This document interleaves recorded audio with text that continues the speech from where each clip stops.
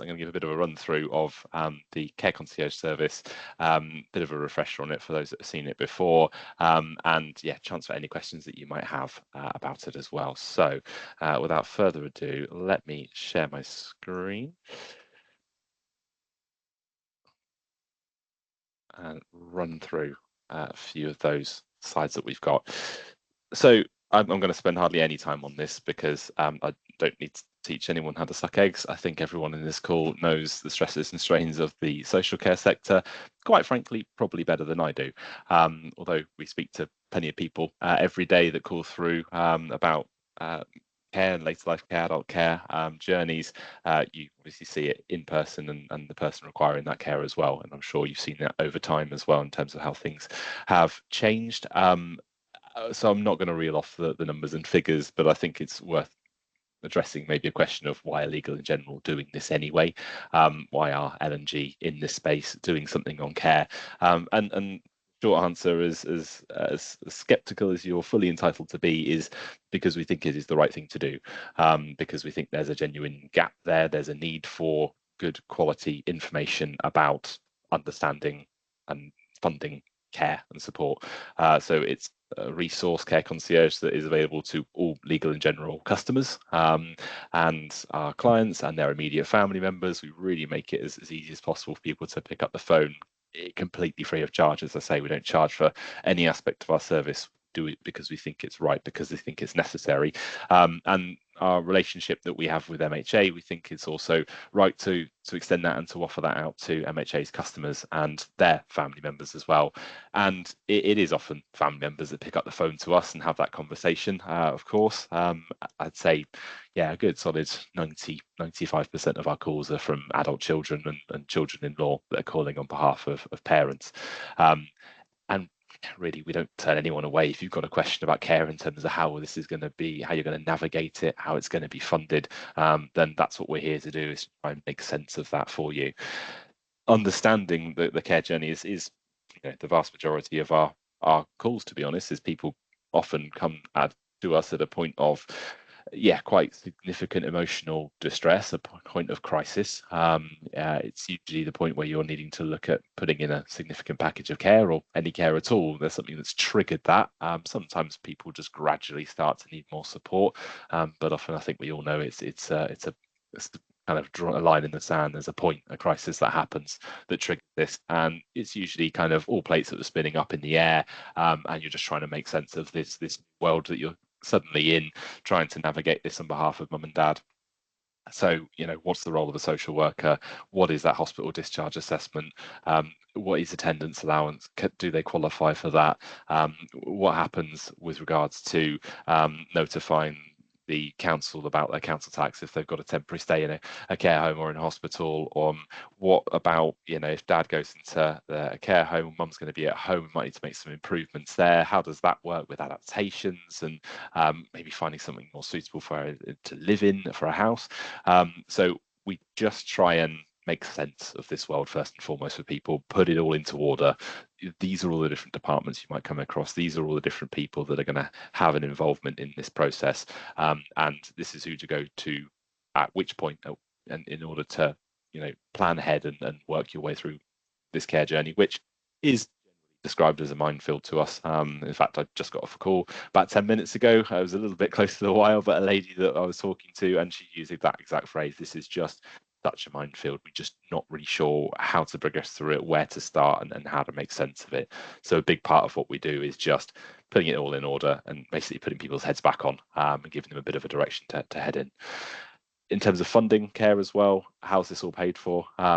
It can be people were taken aback. I'm sure you see sometimes when they see the cost of a care home fee. If you've not encountered this before, you suddenly go, well, hang on a minute, that's £1,200 a week or £1,500 a week or whatever it might be. How is this going to be paid for? Is the house going to be taken into account? Is dad going to need to move out? What about, if mum goes into a care home, can she pass some of her money back to dad so that he can continue to pay the bills? All these questions that suddenly come up in terms of just making sense of the funding situation, NHS funding. I've heard about that. I've given it a Google. I've heard something from a neighbour that told me that because mum's got dementia, we could definitely get full funding from the NHS. Is that right? Is that how this system works? Or I've heard something that if we give some money away now, in 7 years' time, if dad's still alive, that it'll be all right and it won't be considered for care home funding. All these misconceptions that people have, often they come to us with, just helping people understand that actually, no, there's a set of rules called deprivation of assets. There are no time limits. NHS continuing healthcare, no, it's not tied to a diagnosis. It's much more based on your needs. You're looking to establish a primary health need. Again, just helping people make sense of what is a pretty overwhelming situation the first time you're suddenly put into it. I'm going to focus really about our telephone helpline at the moment. I'll mention our website that we have too, that MHA customers also have access to. But our helpline is really where I feel we make the most difference to people. I've done this for years, by the way. I've worked for Legal and General now for pushing on 5 years. Prior to that, I worked for a charity called the Elderly Accommodation Council, EAC, which specialised more in sort of retirement housing, but care as well. Prior to that, I worked for Age UK. So I've spent an awful lot of time in and around helplines, on them, running them, and it's, I think that what I've seen over time is, yes, there's lots of really good information online, and it's really important that people have that resource to have a look through. But each care journey is just so different that often people will go, well, that's 95% the case for my mum, but there's just this little bit that's a little bit different. I just want to make sense of it. I just want a human to talk to. And that's really important from my perspective. When people pick up the phone, I drill into the team to be two things: to be empathetic and to be expert. We're not counsellors. We're not going to say, oh, poor you, cry on my shoulder. But what we will do is say, we get it. We understand where you are in that journey now.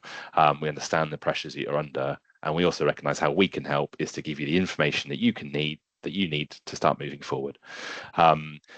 We make it obviously confidential, goes without saying, but that one-to-one telephone support, call us as many times as you need to. You can talk to your care consultant, as we call them, as many times as well. You have got that named person you can stick with. If you pick up the phone and talk to Hannah, you can keep going back to Hannah, and whether that's with email inquiries, whether that's arranging callbacks, we want to build that relationship with that person. And also, if you want to involve family members, we can arrange conference calls and the likes as well, so that it's, bring family members in. It's actually me and my brother are both attorneys for mum, and we have got questions about the funding and how it all fits together. Can we have a conversation with you and work through that? Absolutely. We can set up a conference call that works for everybody to have that conversation.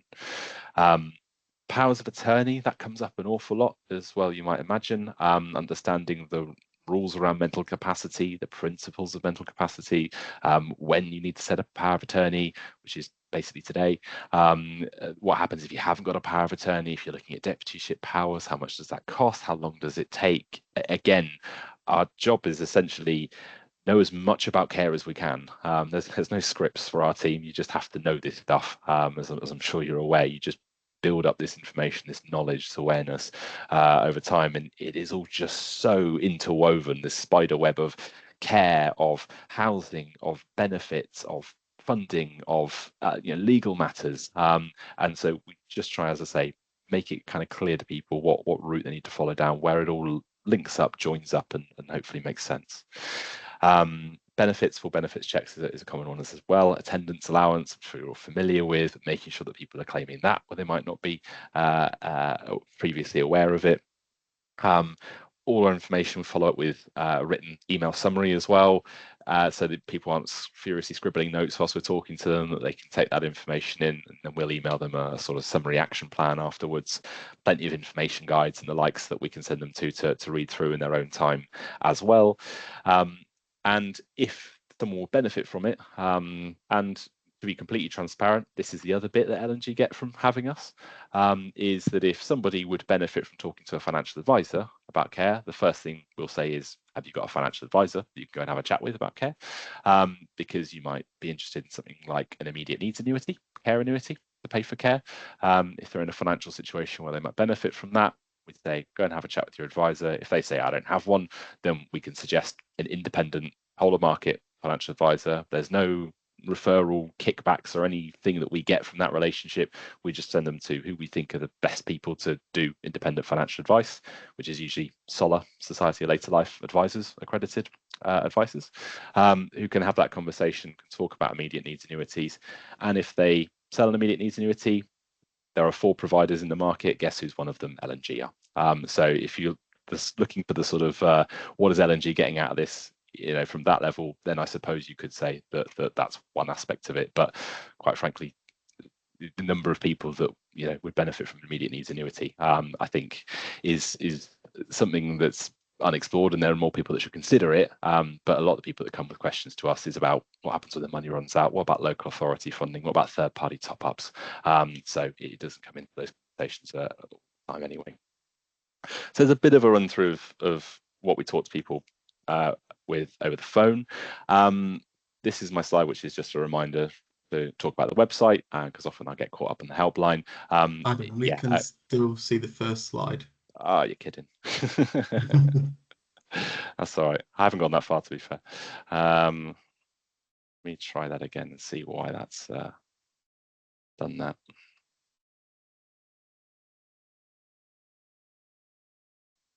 I didn't want to stop you in. That's all right. No. Please do. Otherwise, I'll just chat. How's that showing? Does that, if I move that one forward, does that move? That's better. There we go. Okay. This is what I was talking through. I'll circulate the slides as well onto you, Ashley, if you can share around afterwards. People can have a bit of a look through. So yeah, this is really the only slide that you've missed out. There is a bit of a run through of the key topics that we talk through with people.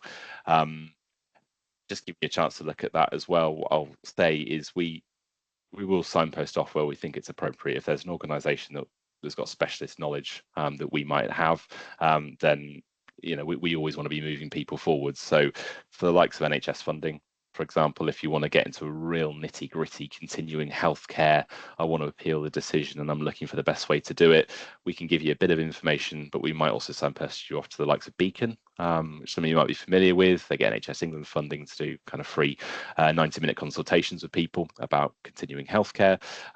So we might signpost off for something like that. If somebody's got very specific questions about a dementia diagnosis or dealing with cancer, for example, then we could send off to the Alzheimer's Society or to Macmillan for that. But if it's just general questions around meeting the needs of that individual, then absolutely we're equipped to have those conversations. Okay. Questions to ask on a care home visit as well. Yeah, apologies if we give that to people and you get interrogated off the back of it. That is sometimes something that people ask, is that we're going to see the care home again for another visit, and we just want to make sure we're asking as many questions as we have. We've got an absolute dossier of questions that we can share with people to help with that process.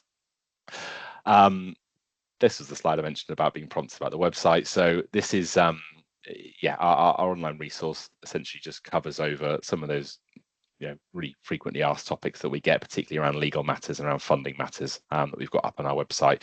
We've also got a care cost calculator, which could be worth having a little bit of a play with.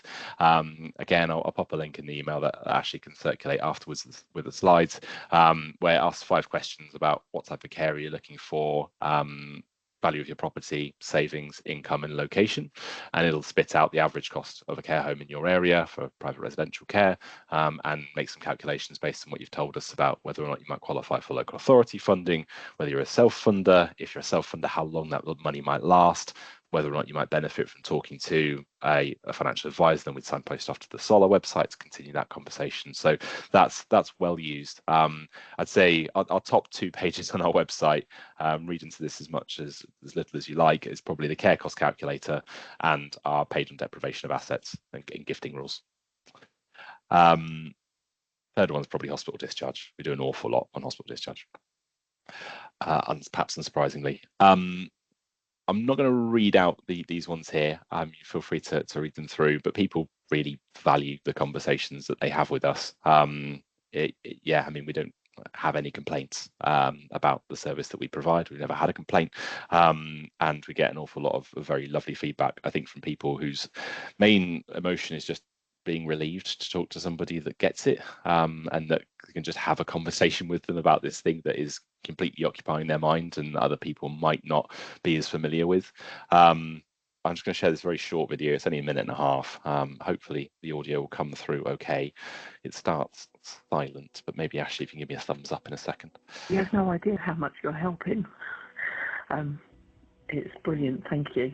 This is exactly what we're here for. And you know, as I've mentioned, as things progress, as things change, you know, please feel free to utilize our service. This is what we're here to do. You know, we can appreciate how the later life care journey, it's complex, and you know, having someone who can, you know, guide you through that, give you an idea of what's available when things aren't always entirely clear. That's what we're here for.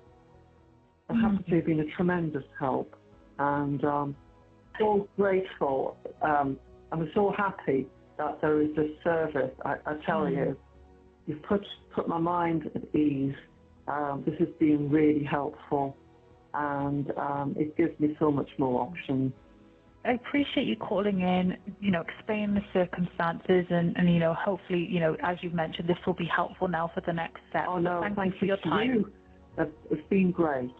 I can't tell you, you know, a peace of mind. It's terrific. Yeah, I think that's probably more powerful than any of the wittering on that I've done has been. People, and I've seen this over 10 years in my career of talking to people. There is just this weight on shoulders sometimes that is at least slightly eased by talking to someone that understands it and can just help get your thoughts in the right order. How to access? So there is a leaflet that'll be coming through, I think, in a few days. Ashley's nodding, good. That you can start, you know, sharing with people, including in welcome packs, that give people a bit of a run through, that's got our contact details in there.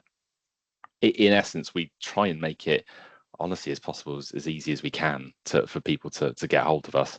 Call the free phone number, have a conversation with us. That really is it. We'll know when they're calling through that because the number is unique for MHA. They're an MHA customer. If they don't want to give us a name, telephone number, email address, or anything at all, that's fine. If they want to stay completely anonymous, not a problem at all. We can just jump straight into the query that they've got and have that conversation with them. If we are busy or if it's out of hours, people can leave a voicemail and we'll get back to them as soon as we can. They can email us to arrange a call back at a time that's convenient with them. That's absolutely fine. If they want to call through and jump straight into the call and spend an hour going through every aspect of care funding and all the hypotheticals, that's cool. We'll do that. If they'd rather actually arrange a call back for another day when I've got the time, or I arrange a conference call with family, again, absolutely fine. We'll work around people as much as we can to make it as easy as possible to contact us, albeit, and I fully appreciate, within the confines of Monday to Friday 9 to 5. Like that is the kind of limitations of it, but within that we try and make it as easy as possible to get through to us. And again, to follow up, if they don't want to give us their email, that's fine. Normally people are absolutely happy to, because they want that summary, they want that follow-up from us, where we just explain everything that we've covered off. And then if they want to come back to us, they can as much as they want to, and for as long as they need to. So again, yeah, that's the leaf that's going to be coming through the doors. I mean, hopefully this is going to be a useful resource for you. Not that you won't have the information to hand anyway around funding in your care home, but when you get those slightly quirky questions or those hypotheticals, or something that's just not something you come across every day regarding questions about powers of attorney and registering and using those, or even if it's just kind of aside to the main person moving into care and how that's going to be arranged and paid for, they might say, well, it's a shame we've still got mum at home and now we need to get her sorted out with with the package of care. Well, we can help that person too. So wherever you've got someone posing a question around any aspect of care to you, essentially, feel free to give them our number and we'll try and help them in any way that we can. I think there's a couple of points that I absolutely should have called out earlier and didn't, so let me emphasize those, otherwise Ashley, I think, will tick me off. Firstly, new and existing residents, absolutely to anybody that we can help. That is, resident in a care home or a family member of them. We're here to help. We cover the whole of the UK, England, Wales, Scotland, Northern Ireland. Obviously, different rules for social care across them, but we cover those 4 areas. Outside of the UK, we can't, because we don't have the knowledge of those social care systems. And I suppose a key point: understanding and funding care. We won't be talking to people about how you go and find a care home. We're not going to go and serve them up with a Bupa care home that's down the street as an alternative to the lovely MHA one they've been to see. We're not having those conversations with people. It's very much about the systems and how you pay for it. So hopefully that's been useful. And we've got a bit of time left for questions. Anything that anyone feels I might have missed, or any questions that you might have, or Ashley, anything that you want to add to any of that? No, that was really helpful. Thanks, Adam. Really good overview. So as Adam mentioned, flyers will be landing in the care homes. So I think each care home's getting 100 flyers of those ones that you've just seen on screen. There'll be a landing, should be back end of this week. So we ask if you pop them into your welcome packs when you're giving them out on care home tours, or if there's any family members of existing residents who have queries about finances and funding care, then please do hand a flyer to them as well. They're more than welcome to call the Care Concierge service as well. And yeah, I think that's everything. So over to Q&A. Helen. Hi. Yeah. How do we get more leaflets? Because I can imagine they'll go Yeah, good question. quickly, because it is a good service. I've recommended them before. So yeah, what do we do when we need some more leaflets? Brilliant. They're available to get on Complete. So Right, on lovely. Complete, which is the old Iron Gate system, you can reorder from there. Okay, that's great. Thank you. No worries. Tess?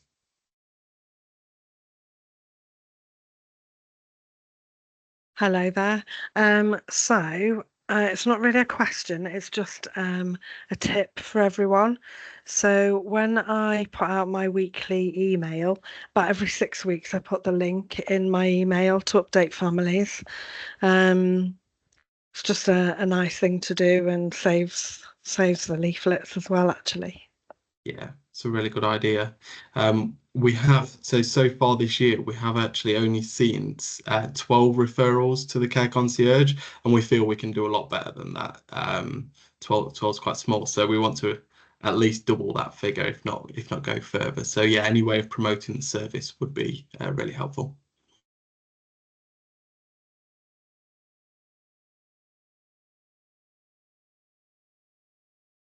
Any last questions?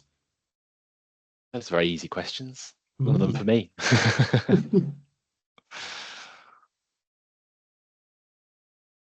Right, okay. If there are any further questions, just get in touch with your marketing business partner, and they'll either be able to answer them or come through to myself or Adam to get the answer for you. And that's everything. So thanks everyone for joining, and have a great rest of the day.